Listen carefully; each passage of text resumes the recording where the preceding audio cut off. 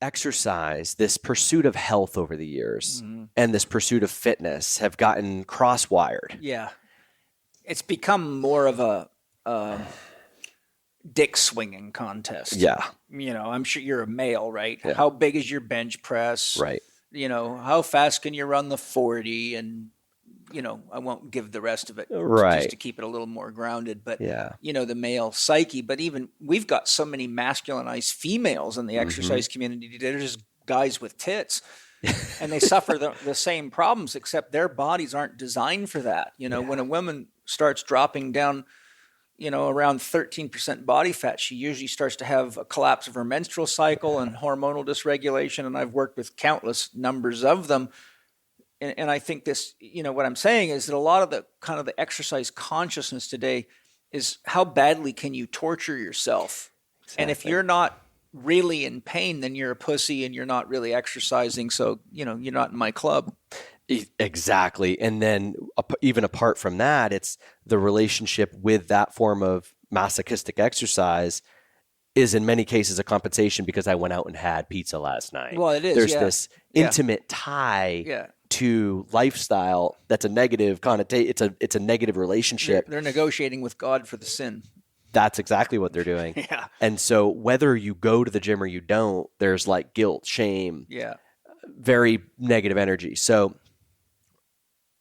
at the core, what we're trying to do at Runga is kind of make it clear that the traditional method of aiming to get fit, if we have a pyramid that's our fitness, over the last 15 years or so, I think especially, we tend to believe that the key to fitness is working really hard, maybe to the point that you feel like you're going to throw up or that you're so sore the next day. So what we're doing is we're trying to pile fitness on top of the pyramid, right? Our fitness is here. I got to work harder for every inch. I got to work harder for every inch.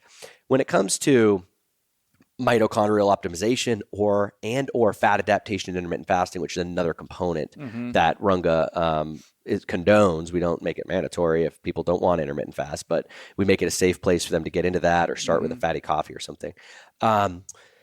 Now, we open the doors to a possibility that this method of exercise that in many cases is not making us feel well, feel happy, or get fitter, wouldn't it be nice to bump that up from below? And so how we do that on the aerobic level is we do intervals with light breath holds, and we teach people how to create a physiological strain on the body as it relates to CO2 and oxygen without having their heart rate at 200 beats a minute.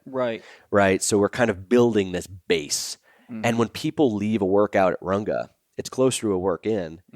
They have more energy than they did before the workout. Yeah, well, that's the definition of a work in. Right. I tell people the best exercise in the world is one you're willing to do regularly. Right. I don't care if it's walking or climbing something or whatever it is. It's just engaging your body and caring for it. And there's so much to learn about oneself through exercise. Emotionally, mentally, kinesthetically. It's, so many people today, even people that are avid exercisers, are really out of touch with their bodies. Yeah. I mean, I've worked with a lot of the best athletes in the world, and I am doing an analysis on them. I'll say, tip your pelvis forward, and they don't know how to tip their pelvis forward. They'll tip it backwards, right? And I think, no, forward. Pretend your pelvis is a bowl full of milk. Pour it out over your belt buckle. And they'll try this for minutes and can't do it, which is actually called sensory motor amnesia. Their brain has lost contact with that movement pattern, and people get stuck in these rigid exercise routines, not realizing that the variety of movement that they're using is very, very limited. And that's why I developed my primal pattern system. I said, look, there's 7 key patterns you have to do to keep a body healthy: squatting, lunging, bending, pushing, pulling, twisting. And as you know, there's a myriad of variations on those 7 patterns. And then gait, walking, running, and walking, jogging, and sprinting. And so you get people that are only distance runners. But they can't do anything else. Or they only lift weights, but they really belong in a yoga class. Or they're yogis that tie themselves in knots, but they've got instabilities all over the place and they don't have enough strength. So, getting that movement variety and just giving yourself permission to do whatever feels good, and having sort of a menu of, I mean, all you got to do is look out the window. There's someone riding a bike, there's someone playing tennis, there's someone at a golf course. It's not that hard. It's just really just give yourself permission to do whatever feels good and exercise in such a way that you walk away from it feeling vitalized, gratified, and nourished by it.